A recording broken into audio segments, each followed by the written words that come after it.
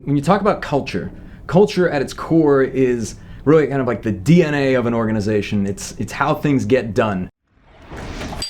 And your culture exists, like you have culture in your organization, whether it's by default or by design. Now, hopefully it's by design, but even when you first start your business and even today, if it's not something you've been very intentional about, there is a culture there. It could be a culture of mediocrity, it could be a culture of, basically cutting corners and missing details, or it could be a culture of excellence. Now, you can probably figure out, whether the former or the latter, which one requires intentionality. So, when it came to, growing the culture of CRISP, we had to be very clear about our values. We had to be very clear about our non-negotiables, what our standards would be, what we would tolerate, what we wouldn't tolerate, and then act on those, right? To actually make the decisions based upon those values and based upon those non-negotiables. And, as with culture, like if you see something that's off culture and do nothing, well, then that becomes the new culture. So it does require continuous reinforcement. It does require a lot of intentionality. If you want to be great, if you want to have the type of culture in your organization that, is associated with excellence, doing things well, operating at the highest standard,